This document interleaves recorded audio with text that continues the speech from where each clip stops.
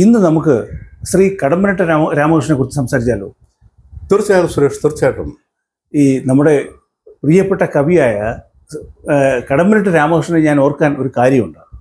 ഈയിടെ ശ്രീമാൻ OV വിജയൻ, നമ്മുടെ ഇതിഹാസ കഥാകാരനായ OV വിജയൻ കടമ്പനിട്ട രാമകൃഷ്ണനെക്കുറിച്ച് ഒരു അഭിപ്രായം പറഞ്ഞതായിട്ട് ഞാൻ വായിച്ചു. അതായത് ഈ മലയാള കവിതാ ചരിത്രം നമ്മൾ എഴുതുകയാണെങ്കിൽ അത് കടമ്പനിട്ടയ്ക്ക് മുമ്പും കടമ്പനിട്ടയ്ക്ക് ശേഷം എന്ന വേർതിരിവോടുകൂടി വേണം അതിനെ വിശകലനം ചെയ്യേണ്ടതെന്നാണ് ശ്രീ OV വിജയൻ പറഞ്ഞത്. അതിനെക്കുറിച്ച് ശ്രീ ശ്യാമിൻ്റെ അഭിപ്രായം എന്താണ്? സുരേഷ് പറഞ്ഞതുപോലെ മലയാളത്തിൻ്റെ ഇതിഹാസ കഥാകാരൻ OV വിജയൻ ശ്രീ കടമ്പനിട്ട രാമകൃഷ്ണനെ കുറിച്ച് അത്തരത്തിലുള്ള അഭിപ്രായം പറഞ്ഞിട്ടുണ്ടെങ്കിൽ അത് തീർച്ചയായിട്ടും വിലപ്പെട്ട ഒരു അംഗീകാരം തന്നെയാണ്. ചരിത്രത്തെ അങ്ങനെ വിശകലനം ചെയ്ത് സംസാരിക്കുവാൻ ഈ സാഹിത്യരംഗത്ത് അത്രത്തോളം അനുഭവം ഇല്ലാത്തൊരു വ്യക്തി എന്ന നിലയിൽ എനിക്ക് ആധികാരികമായി അതിനൊരു മറുപടി പറയാൻ കഴിയില്ല. എങ്കിലും ഒരു കാര്യം എനിക്ക് ഉറപ്പാണ്, ഈ കവിതയെ ഇത്രത്തോളം ജനകീയമാക്കിയ ഇതുപോലെയുള്ള കവികൾ വളരെ വളരെ വിരളമാണ്. സുരേഷ് അറിയാമായിരിക്കും, ഒരിക്കൽ നമ്മളൊക്കെ പഠിക്കുന്ന കാലം മുതൽ നോക്കിയാൽ കവിതകൾ നമ്മുടെ കവിത്രയങ്ങളിൽ തുടങ്ങി പിന്നെ വന്നിട്ടുള്ള മഹാകവികളിൽ തുടങ്ങിയ കവിതകളൊക്കെ തന്നെ ആരെങ്കിലുമൊക്കെ നമുക്കത് പറഞ്ഞു തന്നെങ്കിൽ മാത്രമേ നമുക്കത് മനസ്സിലാക്കാൻ കഴിയുമായിരുന്നുള്ളൂ. ഒരു സാധാരണക്കാരനെ സംബന്ധിച്ചിടത്തോളം അത് വായിച്ച് മനസ്സിലാക്കുക എന്ന് പറഞ്ഞു കഴിഞ്ഞാൽ വളരെ ബുദ്ധിമുട്ടുള്ള ഒരു കാര്യമാണ്. ഒന്നാമത്തെ കാര്യം അതിൻ്റെ ബിംബങ്ങൾ, അതിൽ പറഞ്ഞിരിക്കുന്ന വിഷയം, മാത്രമല്ല അതിൻ്റെ പദങ്ങൾ മുറിക്കുക എന്ന് പറഞ്ഞാൽ പോലും പദങ്ങൾ മുറിച്ച് നമ്മൾ മനസ്സിലാക്കിയെങ്കിൽ മാത്രമേ അതിൻ്റെ അർത്ഥം നമുക്കത് മനസ്സിലാക്കാൻ കഴിയുള്ളൂ. ഒരുപക്ഷെ ചേർത്ത് വായിച്ചാൽ കവി ഉദ്ദേശിക്കാത്ത ചില അർത്ഥതലങ്ങളിലേക്കൊക്കെ നമ്മൾ അറിയാതെ പോകും. അപ്പോൾ നമുക്കൊരു മടുപ്പ് തോന്നും. അതായിരുന്നു പണ്ടത്തെ കവിതകളുടെ ഒരു അവസ്ഥ. കഥകളെക്കുറിച്ചൊക്കെ നമ്മൾ പറയുന്നത് പോലെ കഥകളി കാണണമെങ്കിൽ, ഒരു ക്ലാസിക് കലാരൂപമായ കഥകളി കാണണമെങ്കിൽ ആരെങ്കിലും ഒരാൾ മുമ്പേ വന്നതിൻ്റെ കഥ നമുക്ക് പറഞ്ഞു തരും. കഥ കേട്ടിട്ട് ഇരുന്നാലേ നമുക്ക് കഥകളി മനസ്സിലാകത്തുള്ളൂ. കഥ അറിയാതെ കഥകളി കാണുന്നതൊക്കെ നമ്മൾ പറഞ്ഞു കേട്ടറിയാതെ ആട്ടം കാണുക എന്ന് പറയും എന്നൊക്കെ പറഞ്ഞതുപോലെ അതെ ഒരവസ്ഥയായിരുന്നു ഒരു കാലഘട്ടത്തിൽ മലയാള കവിതയ്ക്ക് ഉണ്ടായിരുന്നത്. അതുകൊണ്ടായിരിക്കണം നമ്മുടെ ഇതിഹാസ കഥാകാരൻ OV വിജയൻ അങ്ങനെ പറഞ്ഞത്. കടമ്പനിട്ടയ്ക്ക് ശേഷമാണ് ഇത്രത്തോളം ഇത് ജനകീയമാകുന്നത്. പ്രത്യേകിച്ച് 70കളിൽ തുടങ്ങി 80-ൽ ഒക്കെ വരുന്ന ആ കാലഘട്ടത്തിലാണ് നമ്മുടെ കവിയരങ്ങുകൾ വളരെ വളരെ സജീവമായിട്ട് നടന്നിട്ടുള്ളത്. ആ കവിയരങ്ങളിൽ ഏറ്റവും അധികം തിളങ്ങി നിന്ന ഒരു വ്യക്തിത്വമായിരുന്നു ശ്രീ കടമ്പനിട്ടയുടേത്. കടമ്പനിട്ടയുടെ കവിതകൾ വായിച്ച് കേൾക്കുന്നതിനേക്കാളും സുഖം അത് ചൊല്ലിക്കേൾക്കുന്നതായിരുന്നു. മാത്രമല്ല അത് കവിയുടെ മുഖത്ത് നിന്നും കൂടെ ആകുമ്പോൾ അതൊരു പ്രത്യേകമായ ഒരു ആർജവം ഉണ്ടായിരുന്നു. അദ്ദേഹം ചടുലമായ പദങ്ങളാണ് ഈ കവിതകൾക്കൊക്കെ ഉപയോഗിച്ചിരുന്നത്. അതെനിക്ക് തോന്നുന്നത് ഈ കടമ്പനിട്ട എന്ന് പറഞ്ഞൊരു സ്ഥലത്ത് ഉള്ള ജനനം പടയണിയുടെ നാടാണ് കടമ്പനിട്ട. സുരേഷ്, കടമ്പനിട്ട എന്നുള്ള സ്ഥലത്ത് പോയിട്ടുണ്ടോ? കടന്നു പോയിട്ടുണ്ടാവും. അതുവഴി പാസ് ചെയ്ത് പോയിട്ടുണ്ട്. തീർച്ചയായിട്ടും. പത്തനംതിട്ട, നമ്മുടെ അഞ്ചലുമായിട്ടൊക്കെ വലിയ ദൂരമൊന്നുമില്ല. പത്തനംതിട്ട ജില്ല, അവിടെ ഉള്ളൊരു സ്ഥലമാണ് ഈ കടമ്പനിട്ട. കടമ്പനിട്ടയിൽ ഞാൻ പോയിട്ടുണ്ട്. കടമ്പനിട്ട ഒരു മനോഹരമായൊരു സ്ഥലമാണ്. അത് ഒരു ശാന്തസുന്ദരമായ ഒരു സ്ഥലം എന്ന് പറയുന്നതോടൊപ്പം തന്നെ അവിടെ പാറക്കെട്ടുകളുണ്ട്, അരുവികളുണ്ട്, വനങ്ങളുണ്ട്, കടാറുകളുണ്ട്. അങ്ങനെ പ്രകൃതി കനിഞ്ഞ് അനുഗ്രഹിച്ച എല്ലാ ഭാവങ്ങളുമുള്ള ഒരു ഭൂപ്രകൃതിയാണ് കടമ്പനിട്ട. അപ്പോൾ അവിടുന്ന് ജനിച്ചു വന്ന ഒരാൾ തീർച്ചയായിട്ടും കടമ്പനിട്ടയുടെ എല്ലാ സ്വഭാവങ്ങളും ആ ഭൂമികയിൽ നിന്നും ആർജവം കിട്ടിയ കവി എന്നുള്ള നിലയിൽ തീർച്ചയായിട്ടും അദ്ദേഹത്തിൻ്റെ കവിതകളിലൊക്കെ അതുണ്ട്.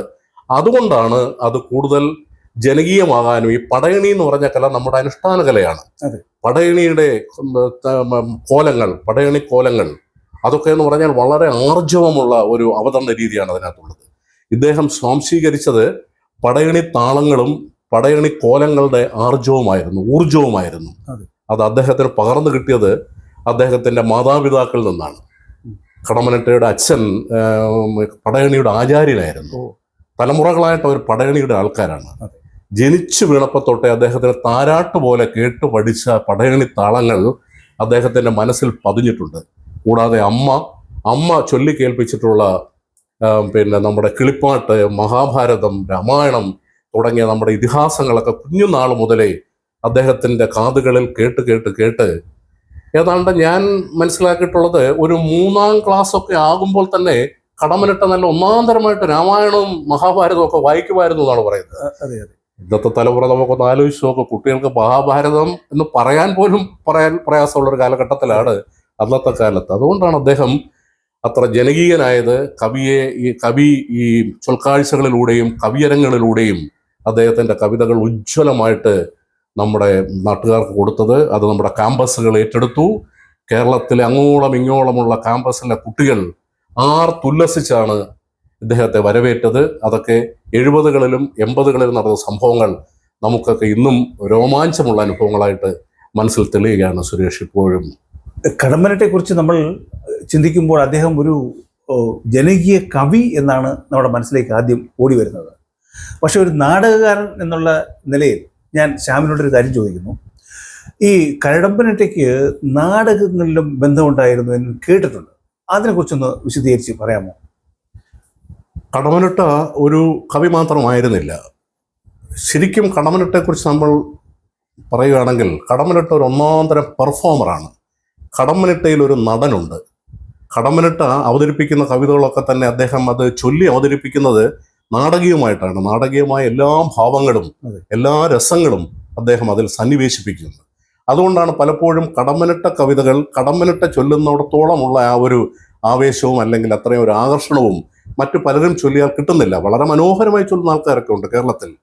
പക്ഷേ അത് അത്രത്തോളം വരാത്തത് കടമ്മനിട്ടയിൽ സ്വായത്തമായ ഒരു പെർഫോമറുടെ ഒരു ചാതുര്യം, ഒരു ചാരുത ഉള്ളിലുള്ളതുകൊണ്ടാണ്. നാടകങ്ങൾ കടമ്മനിട്ട എഴുതിയിട്ടില്ല. അങ്ങനെ മലയാളത്തിൽ അദ്ദേഹത്തിൻ്റെ എഴുതിയിട്ടില്ലെന്നാണ് എൻ്റെ ഒരു അനുഭവം. പ്രസിദ്ധീകരിക്കപ്പെട്ടൊന്നും കണ്ടിട്ടില്ല. പക്ഷെ കടമ്മനിട്ടയെക്കുറിച്ച് പറയുന്നത് കടമ്മനിട്ട പ്രസിദ്ധീകരിച്ചതിനേക്കാളും കൂടുതൽ കാര്യങ്ങൾ പ്രസിദ്ധീകരിക്കപ്പെടാതെ ഉണ്ടെന്നാണ് പറയുന്നത്.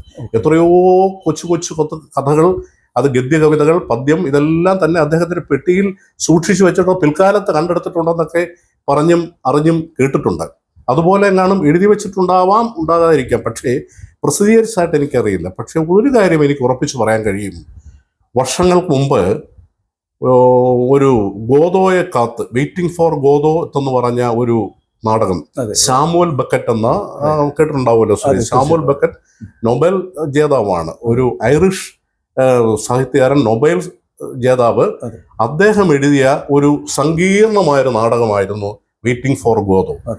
അത് നമ്മൾ പറയുകയാണെങ്കിൽ നമ്മുടെ ഈ അസംബന്ധ നാടകം എന്നൊക്കെ നമ്മൾ പറയും. അതായത് അബ്സേർഡ് ഡ്രാമ എന്നൊക്കെ പറയുന്ന ഒരു കാറ്റഗറിയിൽ പെടുത്തുന്ന ഒരു പ്രത്യേക തരം ഇതാണ്. ഒരുപക്ഷെ സാധാരണക്കാർക്കൊന്നും അതൊന്നും മനസ്സിലാകില്ല. എല്ലാം എന്തോ ഒരു വിഡ്ഢിത്തരം പറയുന്ന പോലെ, ഒരു വിഡ്ഢിത്തം അവതരിപ്പിക്കുന്ന പോലൊക്കെ നോക്കും. പക്ഷേ അതെല്ലാം ആശയ സമ്പന്നങ്ങളാണ്. അത് വെയിറ്റിംഗ് ഫോർ ഗോദോത്ത് നമ്മളത് കണ്ടാൽ അറിയാം, അല്ലെങ്കിൽ അത് വായിച്ചാൽ നമുക്കത് മനസ്സിലാവും. അതിൻ്റെ മലയാള പരിഭാഷ അദ്ദേഹം ചെയ്തിട്ടുണ്ട്. മലയാള പരിഭാഷ ചെയ്തിട്ട് അത് തിരുവനന്തപുരത്ത് പോസ്റ്റൽ അക്കൗണ്ട്സ് റെക്രിയേഷൻ ക്ലബിൻ്റെ ആഭിമുഖ്യത്തിൽ അത് പണ്ട് തിരുവനന്തപുരത്ത് അത് അവതരിപ്പിച്ചിട്ടുണ്ട്. ഞാനത് കണ്ടൊരു ഓർമ്മ എനിക്കതുണ്ട്. എനിക്കും ഈ പറഞ്ഞതുപോലെ അക്കാലത്ത് അതിൻ്റെ കാര്യങ്ങളിലേക്ക് കൂടുതലൊന്നും എനിക്കത് മനസ്സിലാക്കാൻ കഴിഞ്ഞിട്ടില്ല. അന്ന് പിൽക്കാലത്ത് ഏറെ പ്രശസ്തനായ നമ്മുടെ നടൻ M.R. ഗോപകുമാറാണ് അതിനകത്ത് ഒരു വ്ളാഡിമർ എന്ന് പറഞ്ഞൊരു കഥാപാത്രത്തെ അവതരിപ്പിച്ചത്. ഒരുപക്ഷെ M.R. ഗോപകുമാറിൻ്റെ നിരവധിയായ രംഗപ്രകടനങ്ങൾ കണ്ടിട്ടുള്ളതിൽ ഈ വ്ളാഡിമർ അദ്ദേഹത്തിൻ്റെ എടുത്തു പറയത്തക്ക ഒരു പ്രകടനമായിട്ട് എനിക്ക് എക്കാലത്തും തോന്നിയിട്ടുണ്ട്. അവരുടെയൊക്കെ തുടക്കകാലത്തിൽ അതെല്ലാം കടമ്മനിട്ട അന്ന് സംവിധാനം ചെയ്ത് അവതരിപ്പിച്ച വെയിറ്റിംഗ് ഫോർ ഗോദോ പിന്നെ ധാരാളമായി ചർച്ച ചെയ്യപ്പെട്ടിട്ടുണ്ട്. അങ്ങനെ അദ്ദേഹത്തിൻ്റെ നാടകവുമായിട്ടുള്ളൊരു ബന്ധം പ്രധാനമായിട്ടും എനിക്ക് അതാണ് തോന്നുന്നത്. പിന്നെ പല തർജ്ജമകൾ അദ്ദേഹം ചെയ്തിട്ടുണ്ട്. അതിൻ്റെയൊക്കെ രംഗാവിഷ്കരണം ഉണ്ടായിട്ടുണ്ടോ എന്ന് എനിക്ക് സംശയമാണ്. പക്ഷേ അദ്ദേഹത്തിൻ്റെ ചില കവിതകൾ ചില തെരുവ് നാടകങ്ങളുടെ രൂപത്തിൽ അദ്ദേഹം ഒറ്റയ്ക്ക് ക്യാ എന്നൊക്കെ പറഞ്ഞ ചില കൊച്ചു സംഭവങ്ങളായിരിക്കും. പക്ഷെ അദ്ദേഹത്തിൻ്റെ നടനെ പുറത്ത് കാണിക്കത്തക്ക രീതിയിലുള്ള ചില പ്രകടനങ്ങൾ, ഒറ്റപ്പെട്ട പ്രകടനങ്ങൾ ഞാൻ കണ്ടിട്ടുണ്ട്. നാടകവുമായിട്ട് ബന്ധപ്പെട്ട് കടമ്മനിട്ടയെക്കുറിച്ച് എൻ്റെ മനസ്സിൽ പെട്ടെന്ന് വരുന്ന ചില ഓർമ്മകളും ചിന്തകളും ഇതൊക്കെയാണ് സുരേഷ്. ശ്രീ കടമ്മനിട്ട രാമകൃഷ്ണനെ ഞാൻ ആദ്യമായി കാണുന്നത് നമ്മുടെ അഞ്ചൽ കോളേജിൽ വെച്ചിട്ടാണ്. അന്ന് അദ്ദേഹം സ്റ്റേജിൽ നിന്ന് കുറത്തി പാടി അഭിനയിക്കുന്ന ഒരു രംഗമാണ് ഇന്നും കടമ്മനിട്ടയെക്കുറിച്ച് ഓർക്കുമ്പോൾ എൻ്റെ മനസ്സിലേക്ക് ആദ്യം ഓടിയെത്തുന്ന രൂപം. നീട്ടി വളർത്തിയ മുടിയും അത് ഇങ്ങനെ ചലിപ്പിച്ചുകൊണ്ട് ആ കുറത്തി എന്ന് പറയുന്ന അദ്ദേഹത്തിൻ്റെ ഗാഠഗംഭീരമായ ശബ്ദത്തിൽ അദ്ദേഹം ഇങ്ങനെ പാടുന്നത് ഞാൻ കേട്ടിട്ടുണ്ട്. ആ കവിയരങ്ങ് അന്ന് സംഘടിപ്പിച്ചത് ശ്യാംകുമാർ ആണെന്ന് ഞാൻ കേട്ടിട്ടുണ്ട്. ആ അനുഭവങ്ങളെക്കുറിച്ച് ഒന്ന് പറയാമോ?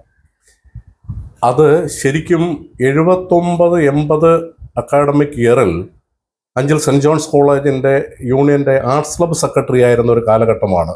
ഞാൻ അതിൻ്റെ ചുമതല ഉണ്ടായിരുന്ന ഒരു കാലഘട്ടത്തിൽ ആ വർഷത്തെ ക്ലബിൻ്റെ പ്രവർത്തനങ്ങളുടെ ഉദ്ഘാടനത്തിന് കടമ്മനിട്ടെ കൊണ്ടുവരണമെന്നൊരു പൊതു അഭിപ്രായം നമ്മുടെ അംഗങ്ങളുടെ ഇടയിൽ ഉണ്ടായതിൻ്റെ വെളിച്ചത്തിൽ കടമ്മനിട്ടെ കൊണ്ടുവരാൻ അന്നൊരു ശ്രമം നമ്മൾ നടത്തിയിരുന്നു. പക്ഷേ അക്കാലത്ത് കടമ്മനിട്ടെ കിട്ടുക എന്ന് പറഞ്ഞു കഴിഞ്ഞാൽ ഒരു ഭഗീരഥ ശ്രമം നടത്തിയാൽ പോലും നമുക്ക് കടമ്മനിട്ടെ കിട്ടില്ല. കാരണം അത്രത്തോളം തിരക്കാണ് ഈ കടമ്മനിട്ടയ്ക്ക്. അന്ന് അദ്ദേഹം വളരെ പ്രസിദ്ധിയുടെ ഏറ്റവും ഉന്നതിയിൽ നിൽക്കുന്ന കാലഘട്ടമാണ്. കേരളത്തിനകത്തും പുറത്തും ഇന്ത്യക്ക് പുറത്തു പോലും കടമ്മനിട്ടയ്ക്ക് വേണ്ടി ആൾക്കാർ കാത്തുകെട്ടുന്ന ഒരു കാലഘട്ടത്തിൽ നമ്മുടെ അംഗങ്ങളുടെയും കുട്ടികളുടെയും ഒക്കെ നിരന്തരമായ സമ്മർദ്ദത്തിൻ്റെ ഫലമായി നമ്മുടെ സാഹിത്യ രംഗത്ത് സ്വാധീനിക്കാൻ കഴിവുള്ള പലരും വഴി ശ്രമിച്ചതിൻ്റെ ഫലമായിട്ടാണ് അന്ന് നമുക്ക് കടമ്മനിട്ടെ അഞ്ചൽ കോളേജിൽ കൊണ്ടുവരാൻ കഴിഞ്ഞത്. അത് സുരേഷ് പറഞ്ഞ പോലെ ഇന്ന് എല്ലാവരുടെയും മനസ്സിൽ ഒരു ത്രസിപ്പിക്കുന്ന ഓർമ്മയാണ്. പലരുമായിട്ട് സംസാരിക്കുമ്പോഴും കടമ്മനിട്ടെക്കുറിച്ച് പറയുമ്പോഴൊക്കെ അവരത് പറയാറുണ്ട്. അന്ന് കടമ്മനിട്ട വന്നു, ഒരു മധ്യാഹ്ന സമയമായിരുന്നു. കടമ്മനിട്ട അത് കഴിഞ്ഞിട്ട് ചെറിയ 2 വാക്കുകൾ പറഞ്ഞതിന് ശേഷം നേരെ അദ്ദേഹം കുറത്തി എന്നുള്ള കവിതയാണ് അന്ന് ചൊല്ലിയത്. ആ കുറത്തി കവിത ചൊല്ലിക്കേട്ട ആ ഒരു അനുഭവം ഒരു വല്ലാത്തൊരു അനുഭവമായിരുന്നു. അത് കഴിഞ്ഞിട്ട് വീണ്ടും കുട്ടികൾ ആ കുറത്തി വീണ്ടും ഒന്നുകൂടെ ആവർത്തിച്ച് ചൊല്ലാൻ വേണ്ടി അദ്ദേഹത്തിൻ്റെ അടുത്ത് ആവശ്യപ്പെട്ടതും എനിക്ക് ഓർമ്മയുണ്ട്. ഏതാണ്ട് കുറത്തി മൊത്തം കടമ്മനിട്ട ചൊല്ലിക്കഴിയുമ്പോൾ തന്നെ ഒരു 35-30 മിനിറ്റോളം എങ്കിലും എടുത്തിട്ടുണ്ടാവും എന്നാണ് എൻ്റെ ഓർമ്മ. അത് കഴിഞ്ഞിട്ട് പോലും ആ കുറത്തി ഒന്ന് ആവർത്തിക്കുവാൻ അദ്ദേഹം പറഞ്ഞ് കുട്ടികൾ നിർബന്ധിച്ചു. അത് അദ്ദേഹം സ്വീകരിച്ചു. മൊത്തം ചൊല്ലിയില്ലെങ്കിൽ പോലും കുറത്തിയിലെ പ്രധാനപ്പെട്ട കുറച്ച് ഭാഗങ്ങൾ അദ്ദേഹം വീണ്ടും ആവർത്തിച്ചു. കുട്ടികളെ കോരിത്തെരിപ്പിച്ച ഒരു അനുഭവ കഥ നമ്മുടെ മനസ്സിലുണ്ട്. ഇന്നും കടമ്മനിട്ടയെക്കുറിച്ച് ഓർക്കുമ്പോൾ അല്ലെങ്കിൽ കുറത്തി എന്നുള്ള കവിതയുടെ അവതരണം അല്ലെങ്കിൽ അത് വായിക്കുമ്പോഴൊക്കെ തന്നെ പറയുമ്പോൾ പോലും നമ്മുടെ അഞ്ചൽ കോളേജിൽ അന്ന് ഓഡിറ്റോറിയത്തിൽ കടമ്മനിട്ട അവതരിപ്പിച്ച ആ ഒരു വികാര നിർഭരമായ ഒരു പെരുമഴ പോലെ, ഒരു ഇടിമുഴക്കം പോലെ കടമ്പനിട്ട സൃഷ്ടിച്ച പ്രകമ്പനം, എനിക്ക് തോന്നുന്നു ഇന്നും നമ്മുടെ അഞ്ചൽ സെന്റ് ജോർജ് കോളേജിന്റെ ക്യാമ്പസുകളിൽ ആ പ്രകമ്പനം ഇന്നും ഉണ്ടാവുമെന്നാണ് എൻ്റെ വിശ്വാസം. തീർച്ചയായിട്ടും താങ്കൾ ഈ കടമ്മനിട്ട കവിതകളുടെ ഒരു ആരാധകനാണെന്ന് എനിക്കറിയാം. കാരണം താങ്കൾ പലപ്പോഴും കടമ്മനിട്ട കവിതകൾ പാടിയത് ഞാൻ കേട്ടിട്ടുണ്ട്. താങ്കളുടെ ഈ BSNL ഓഫീസേഴ്സിൻ്റെ ക്ലബിലും പലപ്പോഴും പാടിയതായിട്ട് ഞാൻ കണ്ടിട്ടുണ്ട്. ആ അനുഭവങ്ങളെക്കുറിച്ച് ഒന്ന് പറയാമോ? അല്ലെങ്കിൽ താങ്കൾക്ക് ഇഷ്ടപ്പെട്ട കവിതയിലെ ചില വരികൾ നമ്മുടെ പ്രേക്ഷകർക്ക് വേണ്ടി ഒന്ന് പാടാമോ ഇപ്പോൾ? സുരേഷ്, പെൻഷനൊക്കെ പറ്റിയതിന് ശേഷം ഞങ്ങളുടെ BSNL department of telecom finance ഓഫീസേഴ്സിൻ്റെ ഒരു വെൽഫെയർ അസോസിയേഷൻ ഉണ്ട്. അതൊരു കൂട്ടായ്മയുണ്ട്. ഞങ്ങളെല്ലാ പ്രതിമാസവും ഞങ്ങളിവിടെ തിരുവനന്തപുരത്ത് സമ്മേളിക്കാറുണ്ട്. ആ സമ്മേളന വേദികളിൽ ഇത്തരം കലാപരിപാടികൾ അവതരിപ്പിക്കാൻ ഉള്ള അവസരങ്ങൾ കിട്ടാറുണ്ട്. അതിൽ എനിക്ക് ഒരിക്കൽ കിട്ടിയ ഒരു അവസരത്തിൽ ഞാൻ ഈ കടമ്മനിട്ടയുടെ 1-2 കവിതകൾ അന്നത് ചൊല്ലി. ഈ പറഞ്ഞതുപോലെ എനിക്ക് മനസ്സിലുള്ള ആഗ്രഹം കൊണ്ടങ്ങ് ചൊല്ലുന്നതാണ്. ഒരു നടൻ എന്നുള്ള നിലയിൽ എൻ്റെ മേഖല കവിത ചൊല്ലലല്ല എന്നെനിക്കറിയാം. എങ്കിൽ പോലും ആ ഒരു സൗകര്യം എനിക്കുണ്ടായിരുന്നു. ഒരുപക്ഷെ കവിത ചൊല്ലലിലെ ചില അപാകതകൾ അഭിനയത്തിലൂടെയൊക്കെ പരിഹരിക്കാൻ ഒരു പരിധി വരെ എനിക്ക് കഴിയും എന്നുള്ള ഒരു വിശ്വാസമുള്ളതുകൊണ്ട് ഞാൻ ചൊല്ലിയ ചില കവിതകൾ ഞങ്ങളുടെ ഈ പ്രായമായ സദസ്സ് സഹർഷം സ്വീകരിക്കുകയും പിന്നെ തുടർന്നുള്ള എല്ലാ പ്രതിമാസ പരിപാടികളിലും ഇതൊരു സ്ഥിരം ഐറ്റമായി മാറുകയും കൂടുതൽ തവണയും ഞാൻ ഈ കടമ്മനിട്ട കവിതകളാണ് ചൊല്ലാൻ ശ്രമിച്ചിട്ടുള്ളത്. ഞാനിവിടെ പറയുകയും ചെയ്തിട്ടുണ്ട്. കടമ്മനിട്ട കവിതയുടെ ആ ഒരു ആവേശവും താളവും ഒക്കെ നമ്മുടെ ഈ പ്രായത്തിൽ നമുക്ക് ഊർജ്ജം നൽകുന്നതാണ്. അത് കേൾക്കണം. എനിക്ക് എനിക്കും അതൊരു പ്രത്യേകമായൊരു ആവേശം തരുന്ന കാര്യമാണെന്നൊക്കെ പറഞ്ഞിട്ട് ഞാൻ ചൊല്ലിയിട്ടുണ്ട്. അതിൽ ഞാൻ ആദ്യം ചൊല്ലിയ കവിത എന്ന് പറയുന്നത് കടമ്മനിട്ടയുടെ ഒരു വളരെ പ്രസിദ്ധമായ ഒരു കവിതയുണ്ട് സുരേഷ്, ചാക്കാല. വളരെ പ്രസിദ്ധമാണ് ചാക്കാല. ചാക്കാല അർത്ഥമറിയാമല്ലോ, ഒരു മരണ വീട്ടിൻ്റെ ബന്ധപ്പെട്ടാണ് ചാക്കാല. അത് കടമ്മനിട്ട പുറമേ ഉദ്ദേശിക്കുന്നത് നമ്മുടെ അയൽവാസിയായ നമ്മുടെ അളിയൻ മരിച്ചു.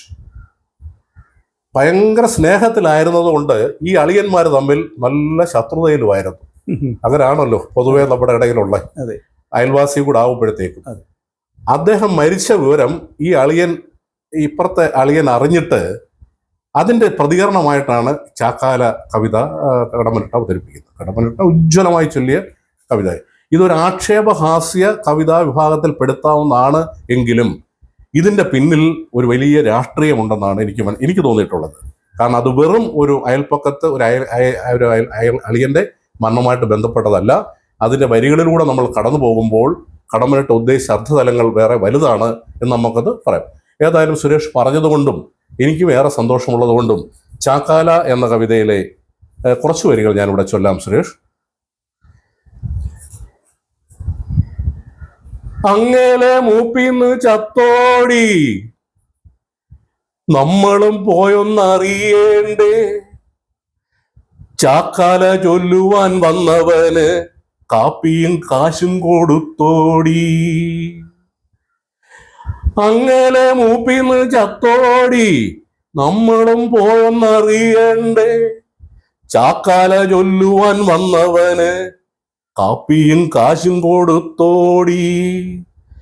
കാര്യങ്ങൾ എന്തൊക്കെ ആയാലും 4 പേർ കൂടുന്ന കാര്യമല്ലേ, കോടിയിടണം പോകല വേണം, കാണിക്കാൻ കണ്ണുനീരിറ്റു വേണം. വെറ്റില തിന്നു ചവച്ചു തുപ്പി കൂട്ടത്തിൽ കൂടണം നന്മ ചൊല്ലാൻ. വെറ്റില തിന്നു ചവച്ചു തുപ്പി കൂട്ടത്തിൽ കൂടണം നന്മ ചൊല്ലാൻ. ഭാഗ്യവാൻ എന്നേ പറയാവൂ, യോഗ്യത ഉച്ചത്തിലോർക്കേണം. ഭാഗ്യവാൻ എന്നേ പറയാവൂ, യോഗ്യത ഉച്ചത്തിലോർക്കേണം.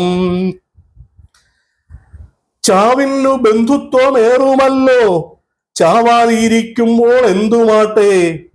4 പേർ കൂടുന്നിടത്തു നമ്മൾ നാണക്കേടെന്നു വരുത്തരുത്. 4 പേർ കൂടുന്നിടത്തു നമ്മൾ നാണക്കേടെന്നു വരുത്തരുത്. അങ്ങനെ പറഞ്ഞ് ഒരുപാട് കാര്യങ്ങൾ പറയുന്നുണ്ട്. പറഞ്ഞിട്ട് അവസാനം ഇത് എല്ലാം നമ്മുടെ ഒരു ഔപചാരിക, നമ്മുടെ ഒരു കപടത, ഇതൊക്കെയാണ് അത് പറയുന്നത്. എന്നിട്ട് അവസാനം അദ്ദേഹം ഒരു ഉപദേശം കൂടെ കൊടുക്കുന്നുണ്ട്. മക്കൾ എങ്ങനെ വിവരമാണ് നമ്മൾ ചിലപ്പോൾ നമ്മുടെ കുട്ടികൾക്ക് പറഞ്ഞു വിടാറില്ലേ, അവിടെ ചെല്ലുമ്പോൾ ഇങ്ങനെയൊക്കെ അതൊക്കെ അതിന്റെ ഒരു ഉപദേശം അദ്ദേഹം കൊടുക്കുന്ന ഉപദേശിക്കുകയാണ്. മക്കളോടൊന്ന് പറഞ്ഞേരെ വായിക്കരി കാര്യം മറക്കേണ്ട, നാത്തൂനോടൊത്ത് കരഞ്ഞേരെ നഷ്ടം വരാൻ അതിലൊന്നുമില്ല. നാത്തൂനോടൊത്ത് കരഞ്ഞേരെ നഷ്ടം വരാൻ അതിലൊന്നുമില്ല. ചിതകത്തി തീരും വരയ്ക്കു നമ്മൾ ചിതമായി പെരുമാറാം ദോഷമില്ല. ചിതകത്തി തീരും വരയ്ക്കു നമ്മൾ ചിതമായി പെരുമാറാം ദോഷമില്ല. ഇങ്ങനെ ഒരു അത് വളരെ രസകരമായ ഒരു കവിതയാണ്. അത് നമ്മൾ ആവർത്തിച്ച് വായിക്കുമ്പോൾ ഇതിൽ ചില സ്ട്രെസ്സുകൾ കൊടുക്കേണ്ടത്, ചില കൊടുത്താൽ അർത്ഥം അങ്ങോട്ടും ഇങ്ങോട്ടൊക്കെ മാറുന്നതൊക്കെ നമുക്കത് കാണാൻ കഴിയും. ഇതൊരു ചാക്കാല അത് വളരെയധികം ഇഷ്ടപ്പെട്ടൊരു ഇതാണ്. പിന്നെ അനവധി കവിതകളുണ്ട്. അത് ഇനി ഒരു അവസരത്തിലൊക്കെ നമുക്കത് പറയാം. കുറത്തി ചൊല്ലിയിട്ടുണ്ട്, കാട്ടാളനുണ്ട്, കുറത്തി കാട്ടാളൻ, പിന്നെ അങ്ങനെ നിരവധിയായ കഥ, കിരാതവൃത്തമൊക്കെ ഗംഭീരമായ കവിതകളാണ്. അങ്ങനെ പറഞ്ഞാൽ തീരാത്ത അനുഭവങ്ങളും കവിതകളും ഒക്കെയാണ് കടമ്മനിട്ടയെ കുറിച്ച് നമുക്ക് ഉള്ളത്. നമുക്കൊരു അവസാന ചോദ്യം എന്ന നിലയിൽ ഒരു കാര്യം കൂടെ ഞാൻ ചോദിച്ചുകൊണ്ട് നമുക്ക് ഈ പ്രോഗ്രാം അവസാനിപ്പിക്കാം. ഈ കടമ്മനിട്ട ഒരു രാഷ്ട്രീയക്കാരനുമായിരുന്നു, ഒരു MLA-യുമായിരുന്നു. അതിനെക്കുറിച്ച് താങ്കൾക്ക് എന്താണ് പറയാനുള്ളത്? കടമ്മനിട്ട ഉള്ളിൽ ഒരു കമ്മ്യൂണിസ്റ്റ് ബോധം കൊണ്ടു നടന്ന ഒരു വ്യക്തിയാണ്. സർവീസിൽ കയറി അദ്ദേഹം ഒരു PND ഉദ്യോഗസ്ഥനായിരുന്നുള്ള കാര്യം സുരേഷ് അറിയാമോ? തീർച്ചയായിട്ടും. അങ്ങനെ എനിക്കും ആ രീതിയിൽ ഒരു ചെറിയൊരു എന്റെയും ഒരു മിനിസ്ട്രി PND ആയിരുന്നു. ഞാൻ സർവീസിൽ കയറുന്ന സമയത്ത് PND ആയിരുന്നു. അപ്പൊ അങ്ങനെ ഓഡിറ്റ് ഡിപ്പാർട്ട്മെന്റ് ആയിരുന്നു. അത് കഴിഞ്ഞ് ഞാൻ ടെലികോം ആയിരുന്നു, എങ്കിലും അന്നത്തെ ഞങ്ങളുടെ മിനിസ്ട്രി PND ഒന്നിച്ചായിരുന്നു. അപ്പൊ ഇദ്ദേഹം PND-യിൽ തന്നെ ഉണ്ടായിരുന്നു. PND-യിൽ ഉണ്ടായിട്ട് PND-യിൽ അക്കൗണ്ട്സ് ഓഫീസറായിട്ടാണ് അദ്ദേഹം റിട്ടയർ ചെയ്യുന്നത്. അപ്പൊ അതിനു മുമ്പ് ട്രേഡ് യൂണിയനും ഒക്കെ ആയിട്ട് ബന്ധപ്പെട്ട് അദ്ദേഹം പൊതുവേ ഒരു കമ്മ്യൂണിസ്റ്റ് ബോധം മനസ്സിൽ കൊണ്ടു നടന്നൊരു വ്യക്തിയാണ്. പക്ഷേ എനിക്ക് തോന്നുന്നു അദ്ദേഹം MLA ഒക്കെ ആയിട്ടുണ്ട്. 96-ൽ ആറന്മുളയിൽ നിന്ന് MLA ആയി. MLA ആയത് അന്ന് അദ്ദേഹം പരാജയപ്പെടുത്തിയത് കേരള രാഷ്ട്രീയത്തിലെ ആചാര്യനായ അല്ലെങ്കിൽ ഭയങ്കര സംഭവം ME രാഘവനെ തോപ്പിച്ചിട്ടാണ് കടമ്മനിട്ട അന്ന് പിന്നെ കോന്നിയിൽ നിന്നും 96-ൽ MLA ആറന്മുളയിൽ കോന്നിയിൽ അദ്ദേഹം, ശരിയാണ് സുരേഷ്, കോന്നിയിൽ അദ്ദേഹം രണ്ടാമതൊന്ന് പരാജയപ്പെടുകയാണ് ചെയ്തത്. ആറന്മുളയിൽ നിന്ന് അദ്ദേഹം MLA ആകുന്നത് 96-ൽ. അത് ഒരുപക്ഷെ അദ്ദേഹത്തിന്റെ രാഷ്ട്രീയ സ്വാധീനത്തോടൊപ്പം തന്നെ അദ്ദേഹം എന്ന വ്യക്തിക്ക് കിട്ടിയ ഒരു അംഗീകാരം കൂടിയാണ്. കാരണം അത്രത്തോളം അദ്ദേഹം ജനകീയനായിരുന്നു, കൂടാതെ ഒരു പച്ച മനുഷ്യനായിരുന്നു. കടമ്മനിട്ടയുടെ രാഷ്ട്രീയം എനിക്ക് തോന്നുന്നത് അദ്ദേഹത്തിന്റെ സംസ്കാരമായിരുന്നു. അദ്ദേഹത്തിന്റെ രാഷ്ട്രീയം പീഡിപ്പിക്കപ്പെട്ടവർക്ക് വേണ്ടി, പാർശ്വവൽക്കരിക്കപ്പെട്ടവർക്ക് വേണ്ടി, അല്ലെങ്കിൽ സമൂഹത്തിൻ്റെ ഏറ്റവും താഴെത്തട്ടിൽ നിൽക്കുന്നവർക്ക് വേണ്ടി പരിശ്രമിക്കുക. അത് ആത്മാർത്ഥമായ പരിശ്രമമാണ്. അതിനകത്ത് യാതൊരു വ്യാജവുമില്ല. നിർവ്യാജമായ സേവനം ചെയ്തുകൊണ്ടിരുന്ന ഒരു വ്യക്തിയാണ്. അതുകൊണ്ട് അദ്ദേഹം രാഷ്ട്രീയത്തിൽ എനിക്ക് തോന്നുന്ന ഒരു രാഷ്ട്രീയക്കാരന്റെ മെയ്വഴക്കം ഒരുപക്ഷെ കടമ്മനിട്ടയ്ക്ക് ഉണ്ടാകാൻ സാധ്യതയും കുറവാണ്. കാരണം അദ്ദേഹം അടിസ്ഥാനപരമായിട്ട് സത്യമായി പറയുന്നതാണ്. അദ്ദേഹത്തിന്റെ കവിതകളിൽ പറയുന്നത് പോലെ എല്ലാം വിളിച്ചു പറയുന്ന ഇതാണ്. ഒരു അനുഗ്രഹീത കലാകാരൻ. അതെ, അനുഗ്രഹീത കലാകാരൻ, ദൈവം കനിഞ്ഞ് അനുഗ്രഹിച്ച ഒരു കലാകാരൻ. അത് അദ്ദേഹത്തിന്റെ കാളിയെക്കുറിച്ച് പറയുന്ന വാക്കുകളിൽ അദ്ദേഹത്തിന്റെ ദേവീസ്തവം എന്ന് പറഞ്ഞൊരു കവിതയുണ്ട്. ദേവീസ്തവം, അത് അനുഗ്രഹത്തിന്റെ കാര്യം പറഞ്ഞപ്പോഴാണ് ആ ദേവിയുടെ അനുഗ്രഹം വാരിക്കോരി കിട്ടിയിട്ടുള്ള ഒരു ഒരു കവിയാണ് അദ്ദേഹം. ദേവീസ്തവം മലയാളത്തിലെ എക്കാലത്തെയും ഏറ്റവും നല്ല കാളീസ്തുതിയായിട്ട് ഇന്നും അംഗീകരിക്കപ്പെട്ടിരിക്കുന്നു. അത് ഞാൻ കടമ്മനിട്ട ചൊല്ലി ഞാനത് കേട്ടിട്ടുണ്ട്. അത് ദേവീസ്തവം ഗംഭീരമായൊരു കവിതയാണ്, കാളിയുടെ വ്യത്യസ്ത ഭാവങ്ങൾ. അതുകൊണ്ട് ഞാൻ പറയുന്നത് ആ എല്ലാ ദൈവാനുഗ്രഹങ്ങളും കിട്ടിയ ഒരു മനുഷ്യനാണ് അദ്ദേഹം. അതുകൊണ്ട് അദ്ദേഹത്തിന് ഒരു രാഷ്ട്രീയക്കാരൻ്റെ അത്തരത്തിലുള്ളൊരു മെയ്വഴക്കം ഒരുപക്ഷെ അത് ഉണ്ടായില്ല. അതുകൊണ്ടാണ് സത്യമായി പറയുന്നതുകൊണ്ട് ആളുകളെ ഇങ്ങനെ തഞ്ചത്തിൽ നിർത്തിക്കൊണ്ട് കാര്യങ്ങൾ നടത്തിക്കൊണ്ട് പോകാനുള്ള ഒരു അഭ്യാസ പാഠവും ഒരുപക്ഷെ അദ്ദേഹത്തിന് ഉണ്ടായിരുന്നില്ല. അതുകൊണ്ടായിരിക്കണം രണ്ടാമത്തെ തവണ അദ്ദേഹം 2001 കോന്നിയിൽ നിന്ന് പരാജയപ്പെടുകയാണ് ചെയ്തത്. രാഷ്ട്രീയക്കാരനേക്കാൾ ഉപരിയായിട്ട് അദ്ദേഹത്തിന്റെ സർഗസിദ്ധിയാണ് നമ്മളത് അംഗീകരിക്കുന്നത്. അതിന് കിട്ടിയ അംഗീകാരമാണ് ഈ രാഷ്ട്രീയത്തിലേക്കുള്ള അദ്ദേഹത്തിന്റെ ചുവടുകളും എന്ന് ഞാൻ കരുതുന്നു. ഇനി നമുക്കൊരു പുതിയ സബ്ജക്റ്റുമായിട്ട് ഇനിയും നേരിൽ കാണാം. നന്ദി ശ്യാം. സന്തോഷം സുരേഷ്, വളരെ സന്തോഷം. പ്രത്യേകിച്ച് കടമ്മനിട്ട കുറിച്ച് ഇത്രയും കാര്യങ്ങൾ പറയുക എന്ന് പറഞ്ഞു കഴിഞ്ഞാൽ നമുക്ക് തന്നെയും വലിയ സന്തോഷമുള്ളൊരു കാര്യമാണ്. കാണാം സുരേഷ്, സന്തോഷം. Thank you.